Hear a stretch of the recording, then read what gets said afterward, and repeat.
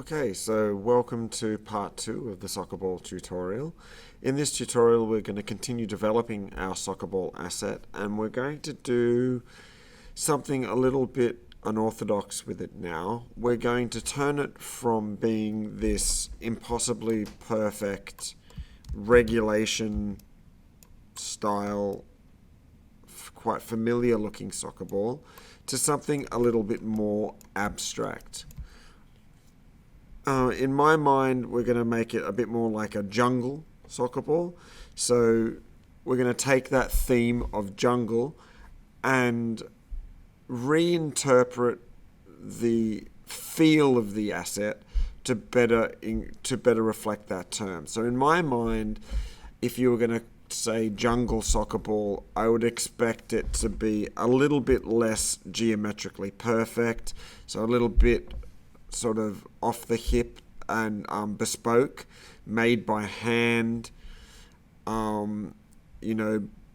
with lower technology, manual techniques, so manually cut patches, hand stitched together, and out of materials you would find in the jungle. Now we're going to take that to the extreme, and we're going to imagine a soccer ball made out of the skin of this guy. So this is a poison dart frog, one of the many species, and I very much like the two types of noise patterns that we have. We have this very small blue and black circular pattern with smaller concentric circles, or sort of a dot pattern of color, and then we have this larger blobby, sort of stripy blobby black and orange pattern on the head. So we're going to reimagine the white squares made of this orange and black part, and the black squares made of this blue and black part. We'll also develop it further and consider also the material. So we're going to try and get this bumpiness that you can see here in the specular reflection of the frog, and a little bit of this iridescence here that you can see in the orange part of the skin as well. So we're going to take a lot of the qualities of this guy and reimagine what it would look like if a soccer ball was stitched together from the skin of this frog.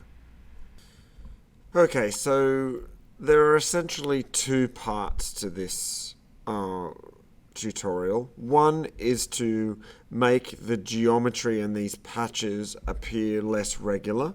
So we want to break up the soccer ball itself, add a bit of noise, and maybe make it not so perfectly round. We can also make each of one of these patches a bit more random, so a bit more irregular in the width of the gap and the extrusion, the height of the thickness of this leather. So here you can see, when we look at the silhouette, everything forms this really nice sort of single round shape. We want to break this up a bit and make it a bit more, a little bit less perfect. Alright, so first stage is we want to break up the regular hexagon and pentagon pattern. Now to do that, we need to return back up our network to the last time that the soccer ball was actually a pattern of hexagons. Okay, so the last time that we actually saw this hexagon pattern is after these color nodes. The next node after this, or the next sub is the subdivide, which already starts to break up and remove that clear pattern. So we can see that our work area is between the color black and the subdivide. To make space in this, we want to hold down the control key and then left click and drag down the subdivide node. By holding the control key, we will also move all of the nodes that come after that, so we don't have to clear the space one by one. Okay, so the basic process that we want to do here is to add noise to the position of each one of these points. We can do that with a very simple VOP, well, not very simple, a singular VOP called the attribute noise. Now this will add noise to whatever attribute that is specified here. So by default, it is specified at the color. So you can see here the soccer ball has this random color pattern all the way around. It is by default adding it to points, so each one of these points gets a color, and this means the face is a gradient between those variously colored points. If I increase the amplitude of the color, you can see that each of these colors gets stronger or tends towards white. And if I increase the frequency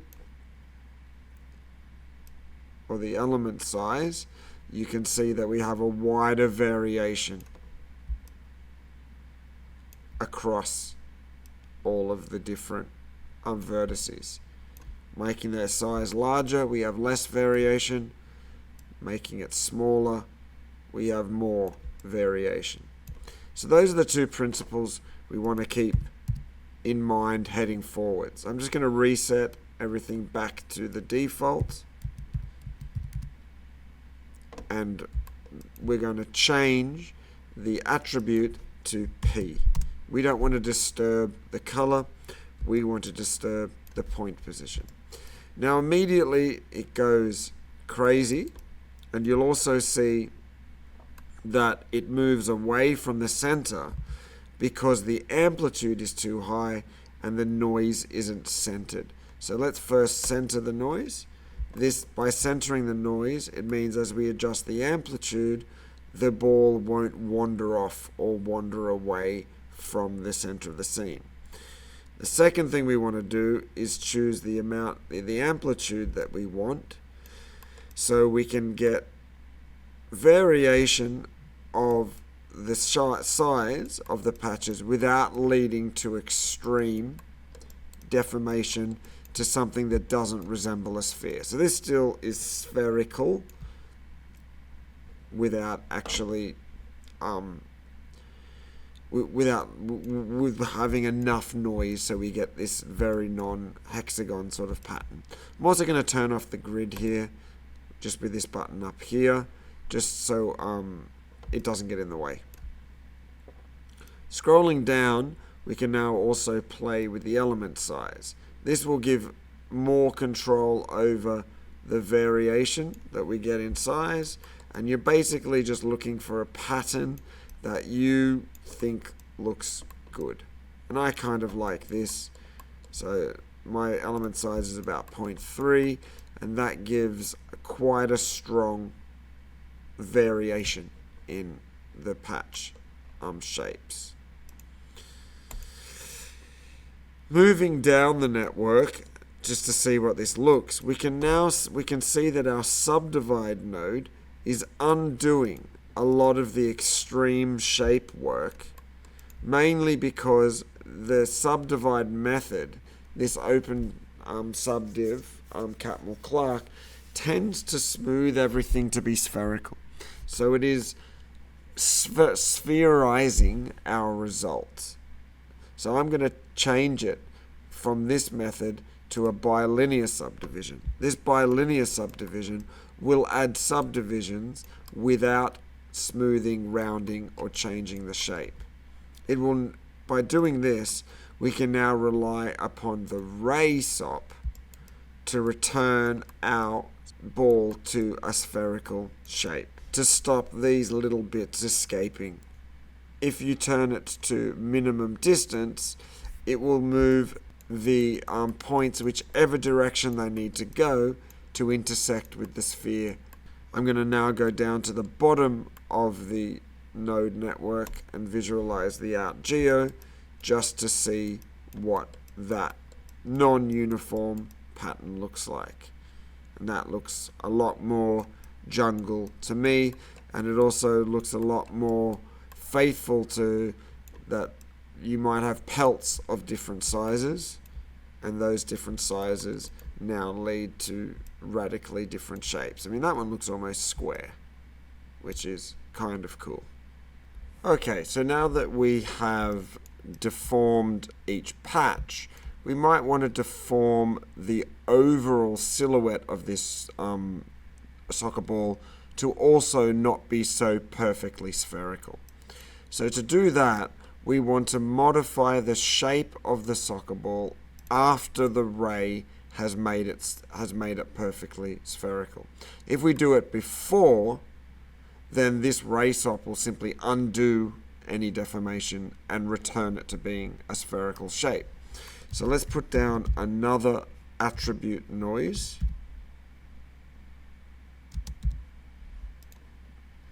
And place it after the ray sop.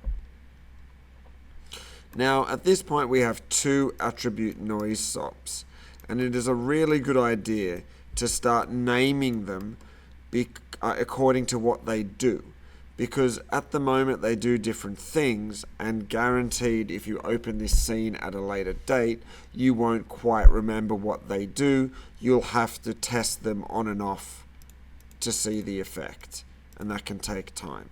So this first attribute noise I'm going to call deform patches.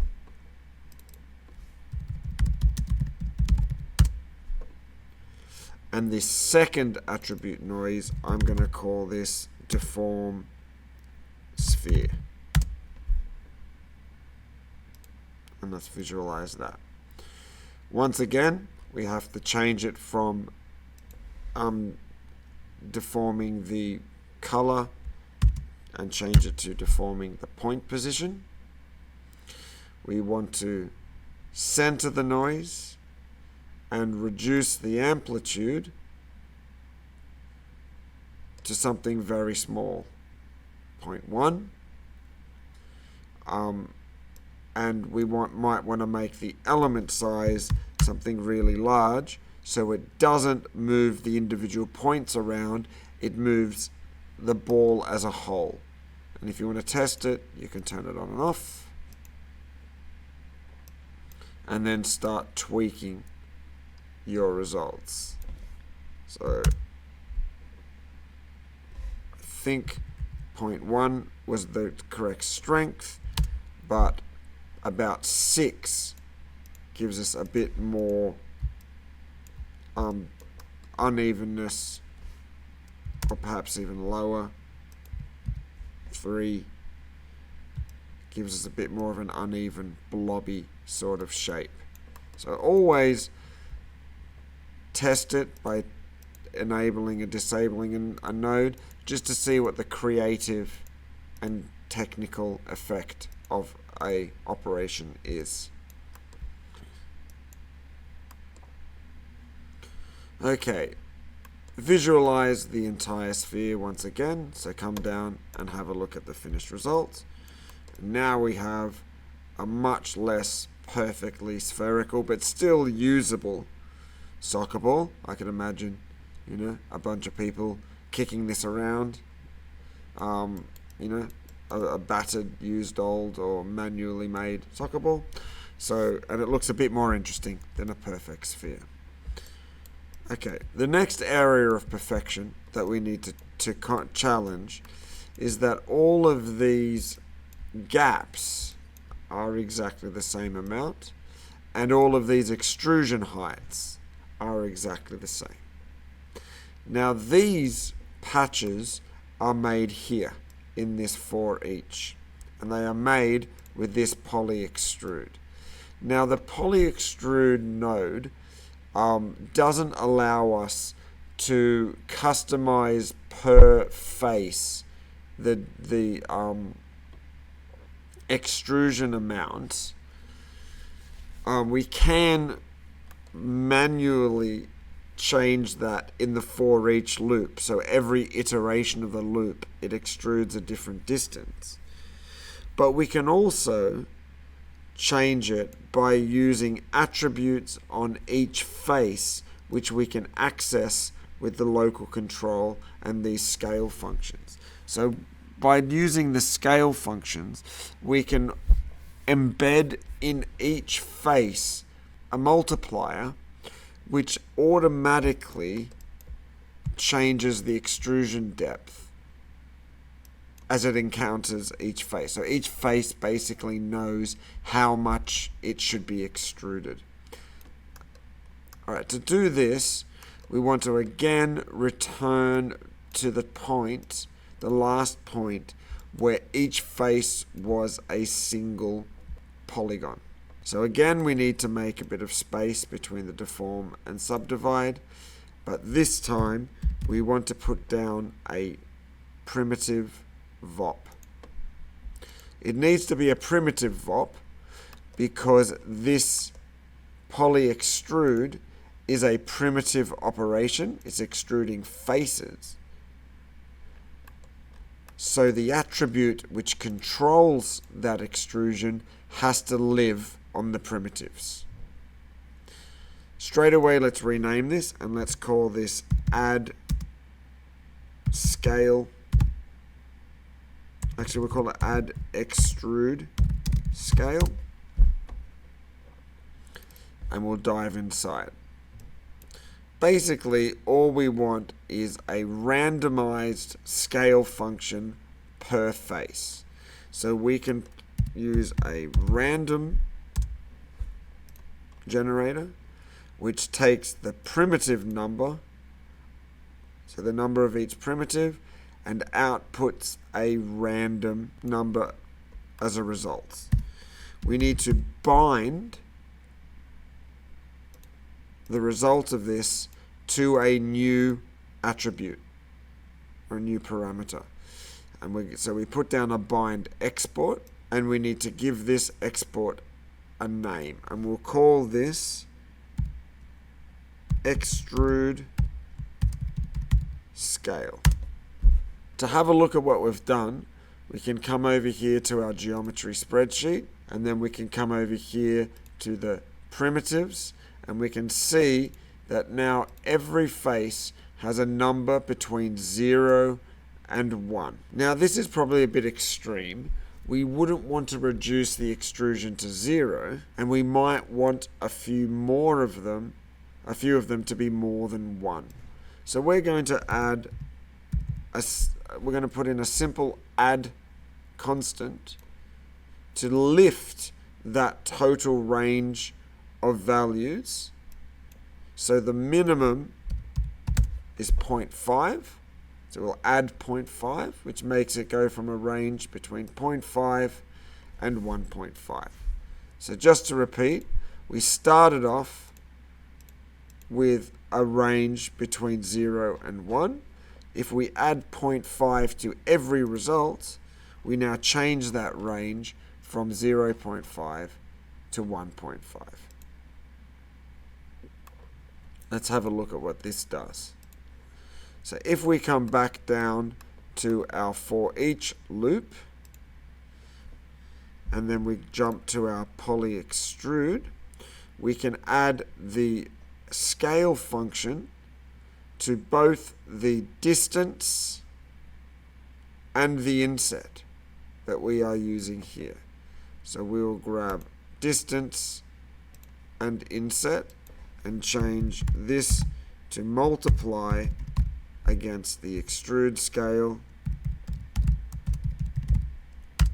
and extrude scale. Immediately you can see we have a much more varied result.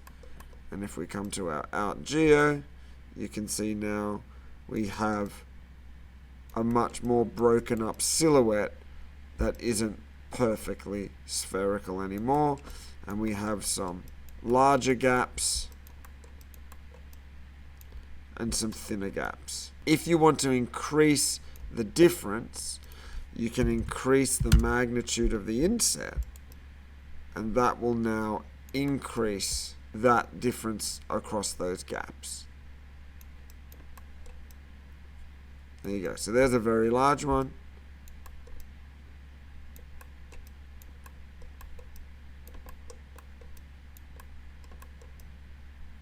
And it's not too many tight ones, actually. So I might reduce that to 0.1, because there's a tight one. So there's a very tight one, and there's a large one. So you can see that we've got a bit more variation happening over this soccer ball. Okay, so now that we have effectively jungleified our soccer ball and made it a bit more messy, it's time to put in the stitching. Now, we want this to be look like it was manually made or hand stitched. So we need fewer, larger, more random stitches than you would expect on a normal soccer ball. So if you have a look at a soccer ball, you'll see that there are regular stitches here, and we can see that there's about 1, 2, 3, 4, 5, 6, 7, 8, 9, 10, 11, 12 along a single edge. So we're going to go for like 10 to 12 along those edges, and we're going to make sure that we have a clear view of them going in and out of each patch. And then we need to prepare each patch to have a little bit of a pinching effect where each stitch attaches, because you can imagine that these stitches are pulling it together, so there's a little bit of a bulge where each stitch attaches. Okay, so the first thing we need to do is we need to find the pathways for each stitch. Now we can do that by looking at the boundaries of each patch. We need to access those boundaries before they get fused together, because the purpose of this fuse node, remember, is to close these gaps. We don't want those gaps closed. We want to keep the gaps between them so we know where one patch ends and the next one begins. So we need to put a group,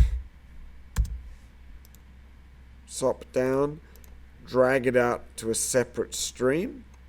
So we're not part of the main geo. We're pulling out a separate operation here. We're going to call this group edge bounds. We can call it patch bounds. So it's the patch boundaries. The group type will be edges. We will visualize it, and you can see that by default it is selecting all edges because it starts off with a base group. So anything orange has been selected. So we'll disable the base group. We'll come to include by edges and expand that. Since both of my workflows are vertical, at this point I'm actually going to hold down the Alt key and click here. That will switch your workspace from being horizontally arranged to vertically arranged. Now I can see both on screen a little bit better. So I'm going to come down to the include by edges, enable that, and choose unshared edges. And that will mean an edge that isn't shared between two faces. Remember that these two faces are not joined, so those edges are unshared. Okay, so that gives us our edge boundaries.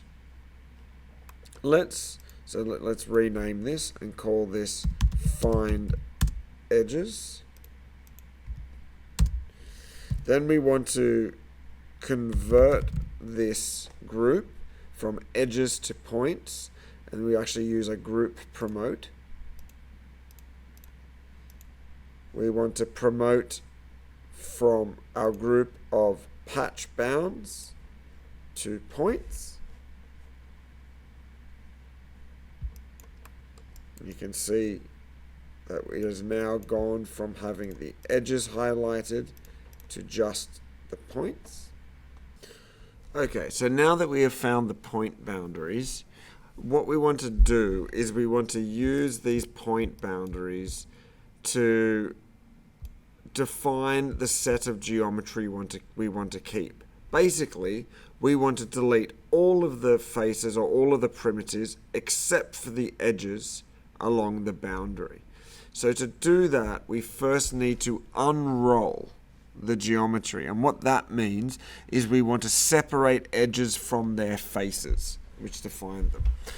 Now, this function exists in a node called ends. So this SOP, the end SOP, can unroll geometry or unroll components. Now, in the close U, you'll see change it from no change to unroll. Now you can see the faces have disappeared. All we have are edges. We can then delete all of the edges that we don't want. So we select the group, patch bounds. We want to delete non-selected, and the entity we want to delete is points. Now you can see we have a structure that is only the circularized boundaries of every patch which we defined up here, all the way back up there.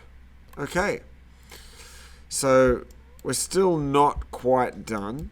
If we turn on point numbers, you'll see that quite a few of these points have multiple point numbers. And that is because at every edge boundary, there were actually two edges there. One for each face that was, or each patch that was connected at that point. So to solve this problem, we need to fuse together all of those points so we only have a single edge.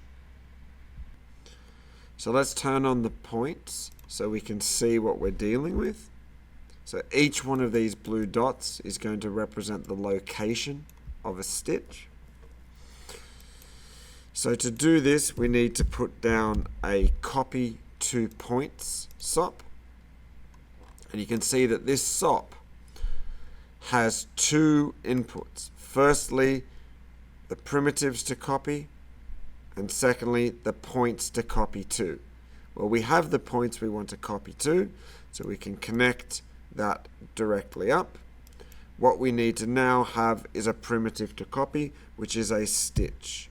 We'll put down a line and connect that into the first input and visualize it. And now you can see a single line has been copied to the location of every point.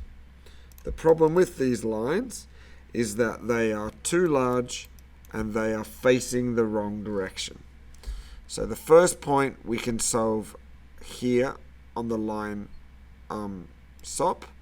The length we can make something much smaller. There you can see what's going on.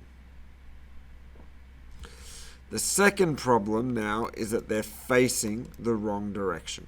So to solve that problem, we're going to have to tell each point which direction is up and which direction is perpendicular to this line. The reason for that is we want to have our stitches traveling this direction along the surface. So we need to know which direction is up and which direction is across. We can define this up direction by measuring the normal to the surface. You can see your vertex normals by turning on this visualization here. So at the moment, our geometry has vertex normals, but we are not operating on vertices, we are operating on points. So to attach these normals to the points, we can come back up to the ray SOP and turn on the point intersection normal. When you do that, you can see that those dark green lines turn blue. The dark green ones mean vertex, and there's 4 of them at every point, 1 for each face, and the blue line is a point normal. There's only 1 of them because there's only 1 point at each intersection. Now, this nice clean spherical ball is undone when we get through the extrusion network, and these normals are ultimately lost by the time we get to the fuse. So what we need to do is we need to transfer our normals from all the way up here to after this fuse. So we'll put a attribute transfer node down and connect the second input, the required geometry, the from geometry, all the way back up to this deform sphere. So you can see that we now have we need to organize our network a little bit better so we can visualize this. So our geometry travels down this path, but our normals shortcut all the way from there to there, and you can see the result quite clearly. After this attribute transfer, we need to put down this polyframe node, and this polyframe node will calculate 2 new things for us out of the box. So this polyframe node can calculate normals, and it can calculate tangents and bitangents. Now, at the moment, our screen will only visualize anything called n. So if we rename the tangent capital N, we can have a brief look at what that looks like. So that's the tangent. The tangent is the direction of that line. The bitangent is the perpendicular direction to the flow. And the normal is the up and out direction away from the surface. So we don't need to calculate that, we already have it. So let's calculate the tangent, and let's calculate the bitangent. So tan and bitan. We can then use this information to help orient our stitches. So if we come back to the copy to points, you'll see now that our stitches are sitting along the surface. Now they're still starting on one side of the line because our initial base is where the pivot is. So we can fix this by moving our origin down. So if we put this to negative 0.05, half of the length, so that we can guarantee that the pivot is in the middle, and therefore when we come to the copy to points, it sits on the edge across it, not sitting or not biased on one side. Now at the moment we've done this manually. We've just simply taken half of this value here.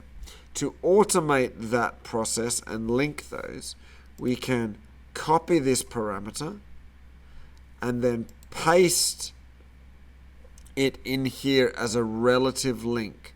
To do that, you just right click on the length and choose copy, and then right click in the origin Y and choose paste relative references. Now we need it to be half the length, so we need to do this channel distance divided by 2. And we need it to be a negative number, so we need to do channel distance divided by -2. And now, no matter what length, it will always sit in the middle. So now we have our stitches oriented to the surface. Now they're not quite perfectly oriented, because even though we have them facing the correct direction according to the normal, we do not have them sitting perpendicular to the edge that they're lying across. By default, this copy to points uses two attributes to orient the geometry it copies. The first is the normal, and the second is the up vector. So if we rename this bitangent up, it will have the name that it is looking for to correctly orient them. And you can now see that all stitches are perpendicular to the edge that they stitch together.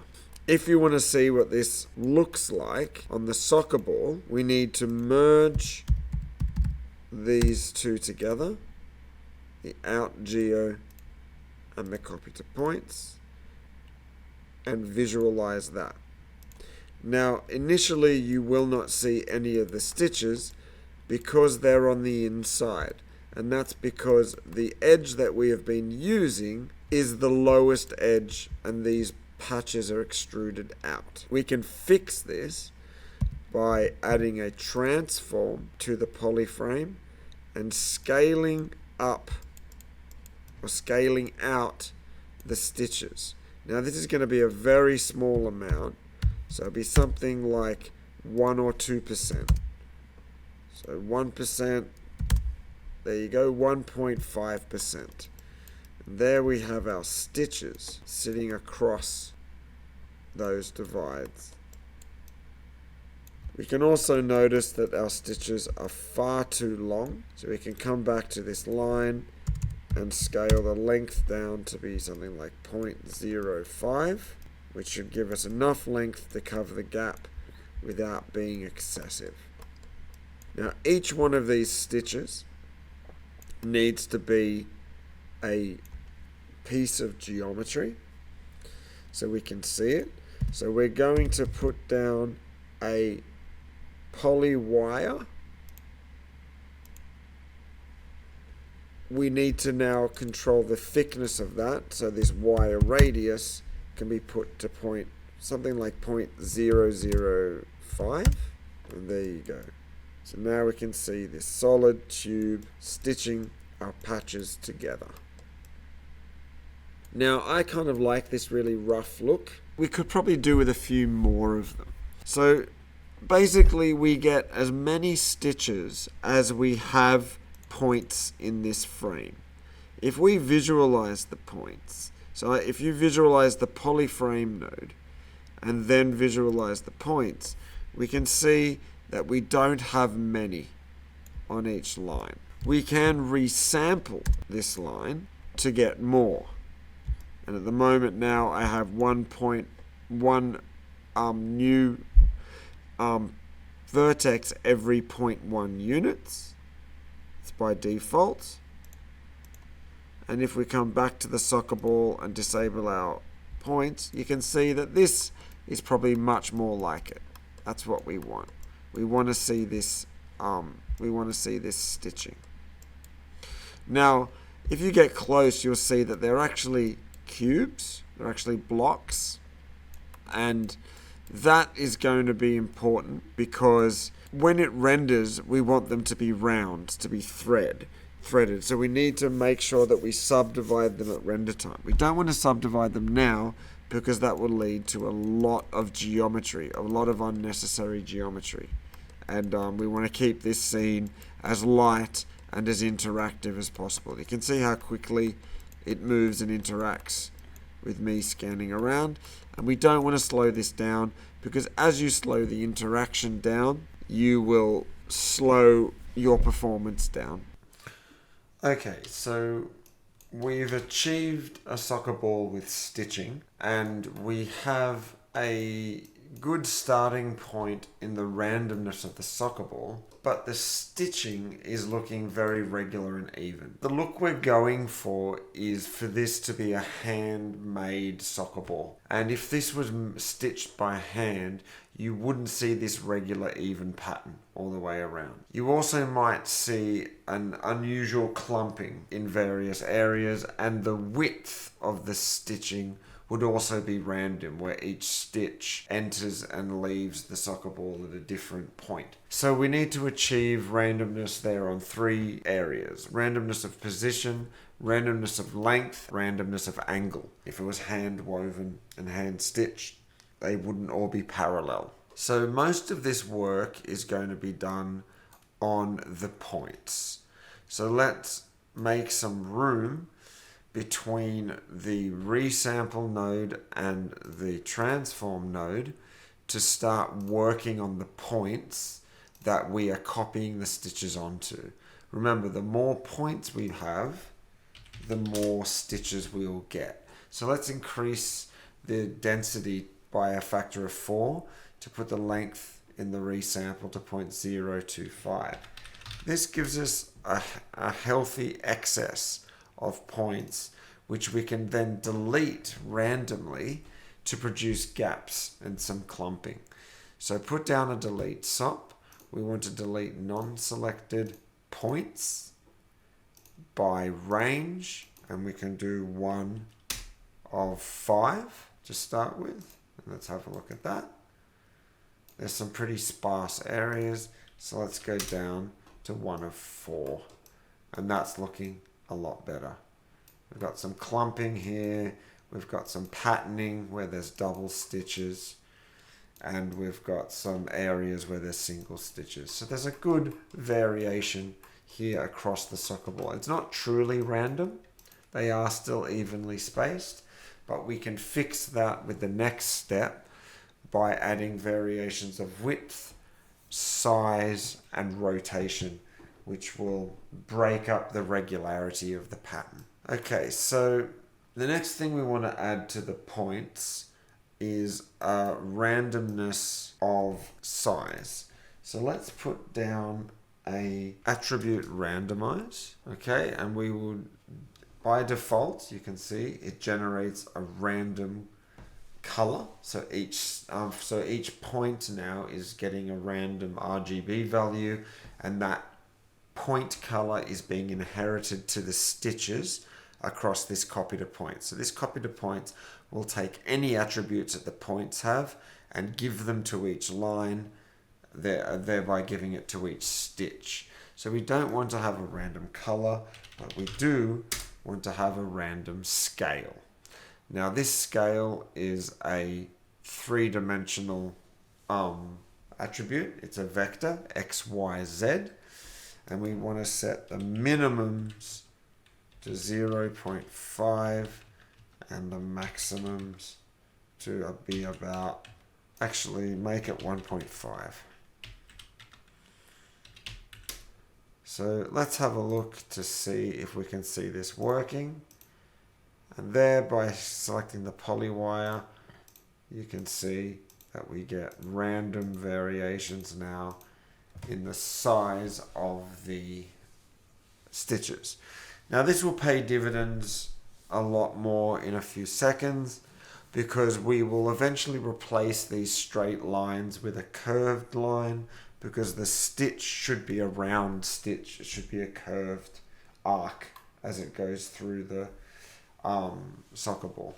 So now we have a random scale. Let's randomize the width of these stitches as well. So let's put down an attribute noise function, and we will change, and this is a single dimensional function called width, and we want to have this width operating in a range between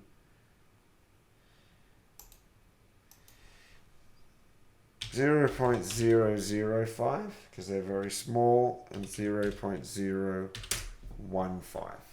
To see this in action, we have to take this width attribute and apply it to our polywire. If we go to the polywire node, the radius here should be at width. Now we've got a lot more of these sitting at the 0.15 than the 0075. So let's increase the distribution of the thin areas and reduce the distribution of the larger ones. So you can see they get thinner in general. And have a look at our merge. Alright, and we can see that we've got quite a lot. Here's a good example that we've got a lot of variation now in the way that the stitches are interacting with the soccer ball geometry. Now I'm not 100% happy with this noise pattern, so I'm going to put the element size down to 0.4 just so you get a bit more variation on it. So even along here at 1 they were looking a little bit too even, so I just wanted to increase that variation a little bit. Let's add some variation to the color, so we'll put a color SOP down and we will make this color SOP a ramp from attribute. The attribute we can use is scale because that's already a random function, and our range goes from 0.5 to 1.5 because that was the range that we set for the scale function. And we can set the the base color to be red and the top color to be purple. There we have some variation in the stitches. The reason I chose red is it will contrast strongly against both our yellow and our blue frog skins. So red will be a nice contrast against both of those sets of colors. So the next thing we need to do is add a rotational component to each of the stitches. So we're going to put down a point VOP as the last node before the copy. We will rename this to add rot. Add rot, because that is the name of the attribute, rotation. Let's clean up our scene a bit while we're at it.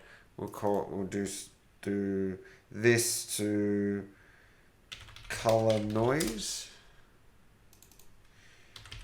width noise, and scale random. So we know what we're doing with those. On this add rot, double click to dive inside. We might want to flip our orientation because VOPs are horizontal rather than vertical. So we've got a bit more space to deal with. The first thing we want to put down is a bind export node. This bind export node will allow us to export the attribute rot, and it is a 4 float vector 4. So we might as well already set that, and you can see the input goes yellow. Okay, so basically rot is a rotational calculation that takes place after the stitches have been oriented. So they'll all be oriented perpendicular to the edge and also parallel to the surface. So you can see they're oriented across the surface and across that gap. So we'll take the normal sticking up that sticks out from the surface, and we will rotate it clockwise or anti-clockwise around that vector. So this type of operation uses a function called a quaternion, which is a mathematical way to calculate rotation based upon an axis and an angle. The axis that we want to rotate is going to be the normal, and the angle that we want to rotate will be determined by a noise function. So we'll put down a turbulent noise and wire the position to pos and noise to angle. Okay, to finish this off, we need to connect the quaternion input to rot, and immediately you can see that the stitches inherit a rotation. If we want to So we want to play with this a bit. So let's just set our frequency to something a lot higher. So I've turned it on to simplex noise and put the frequency to 10, the amplitude to 10. We can set the roughness to something a little bit higher, so we've got a bit more variation. And now we need to convert the data into the type that we need. So at the moment, the rotations are very aggressive. The reason for that is this quaternion node accepts a type of angle measurement called radians. And now radians are hard to work with because they're basically derivations of pi. And what we would rather have is a rotational angle in degrees. So let's put down a degrees to radian VOP, sorry, so we can work in degrees and then have the quaternion receive radians. And in order to work in degrees, we'll put a fit range down, which will take what the turbulent noise is generating and convert that into a number that is a little bit easier to understand. Now, this turbulent noise function at an amplitude of 10 outputs a range from -2 to +2, and we want to convert that from a range of -25 to +25, and that should give us adequate rotation in the stitching, because we don't want the rotation to be too aggressive.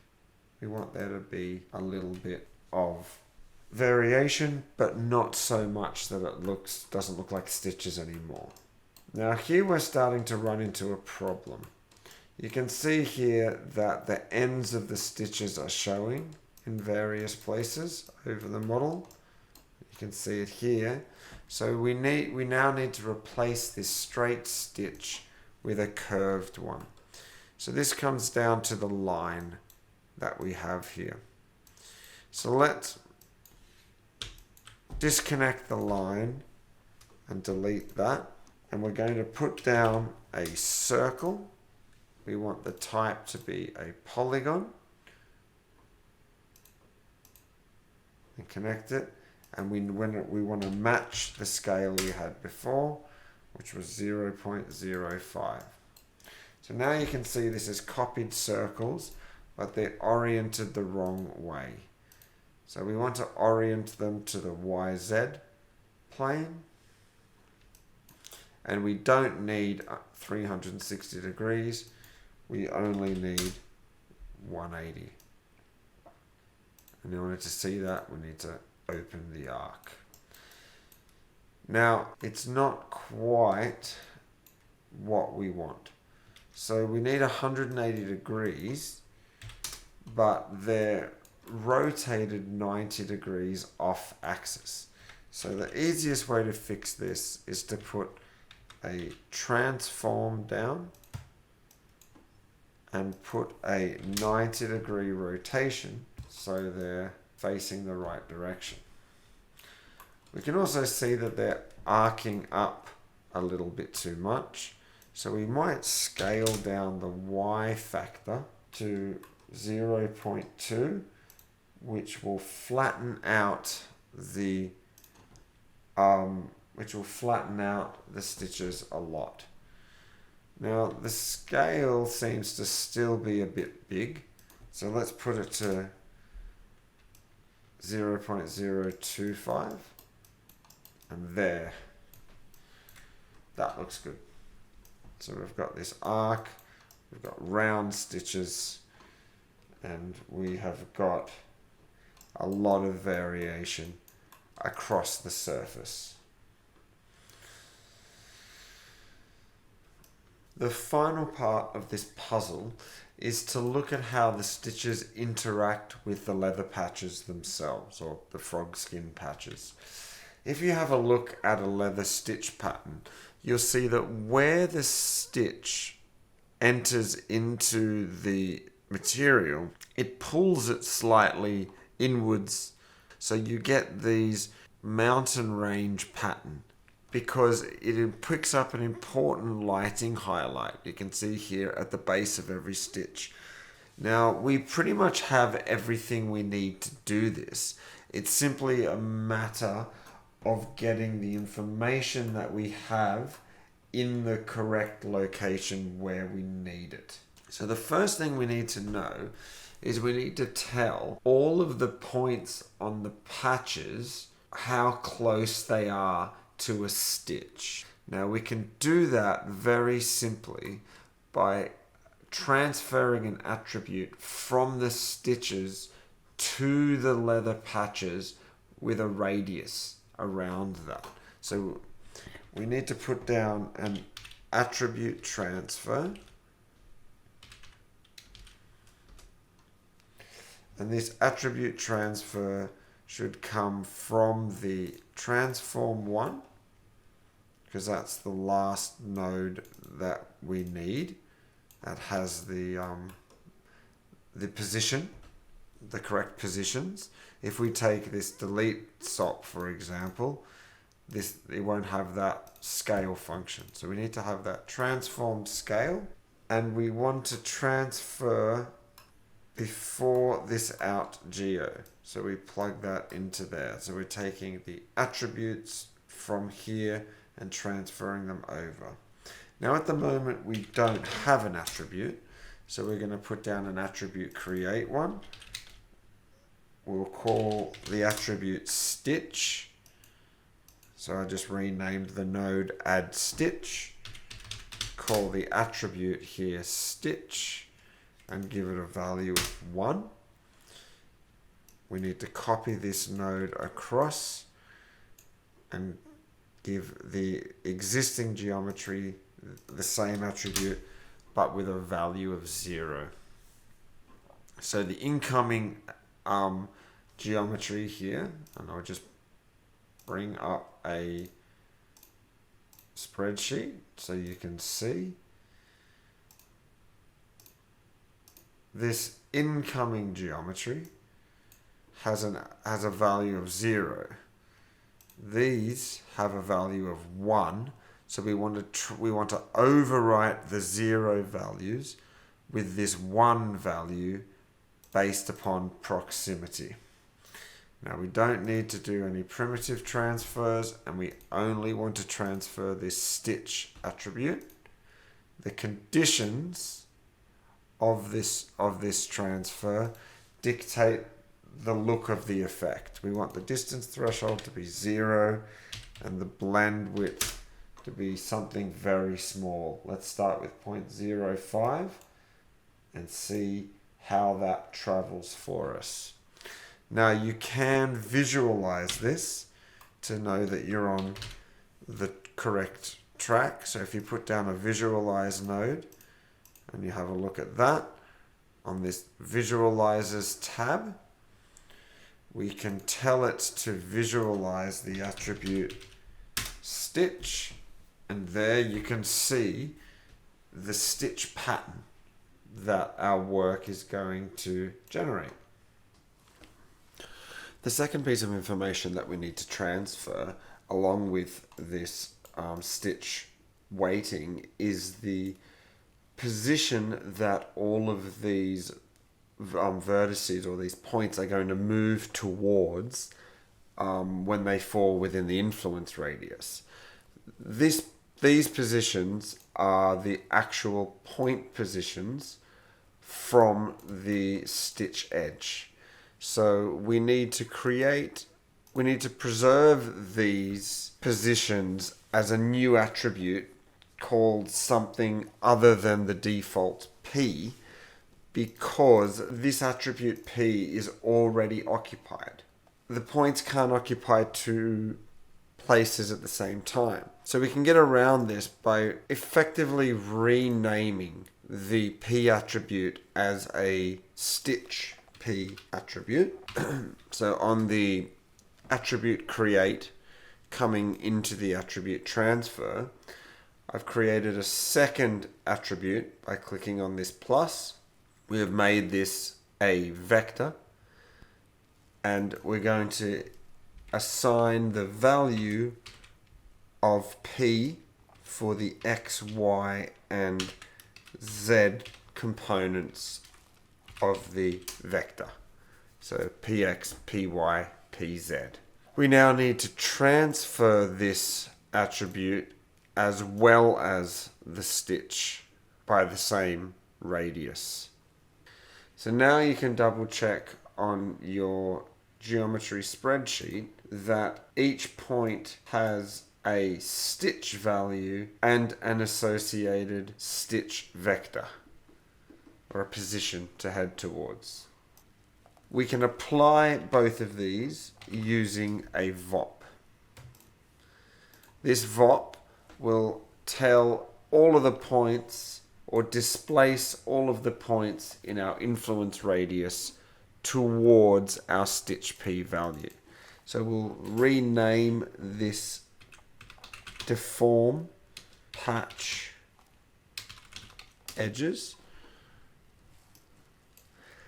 and we'll rename this one transfer stitch. So we're transferring the stitch attributes and then we're using them to deform. So we'll dive inside of the VOP. So we'll put down a displace along normal VOP and wire it up. So P goes to P and disP goes to P. The reason we're using this displace is it's the most efficient way to push points along a vector. And that's essentially what we want to do. We want to grab some points and push them in a certain direction. We can also scale the amount they push with a controlling attribute. So our controlling attribute in this sense is we want to bind the stitch attribute that we transferred. This is our mount. The displacement vector that we want to use is a little bit more complicated. Firstly, we need to bind the stitch P vector. So we need to change the name to stitch P, and we need to change the attribute type to a vector. And then we want to use this position and our start position to create a vector or a normal direction.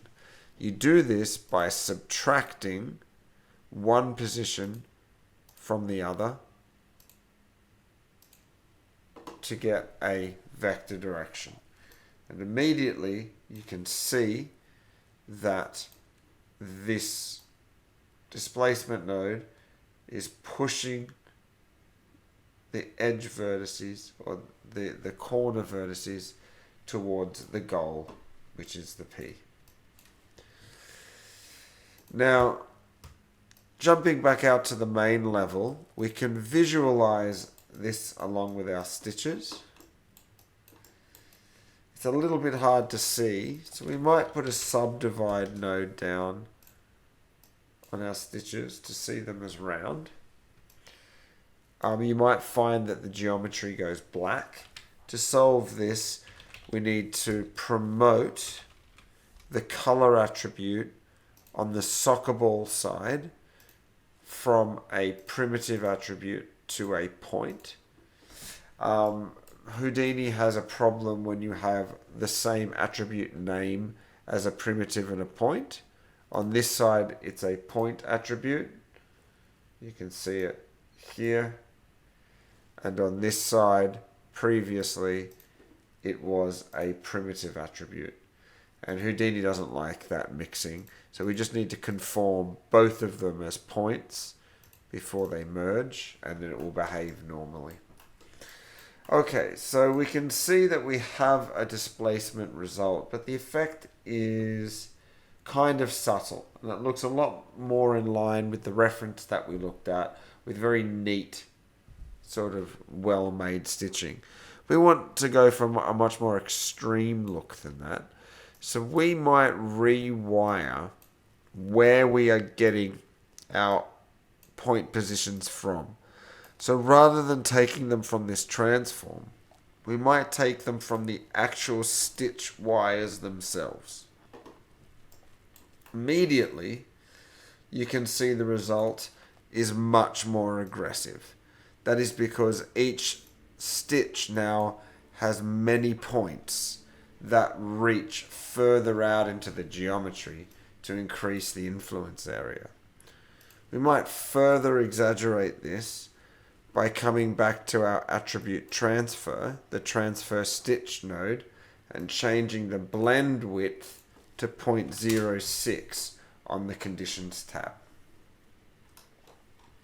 Now, if you are not liking this and you're thinking it's looking too aggressive, the smooth node can help here because it will allow you to sort of smooth out point positions and make the whole effect seem a bit more gentle. And to my eye, that's pretty much the effect that we want to go for. We want to see a wide-reaching effect, but to not have it too messy and too scrunchy.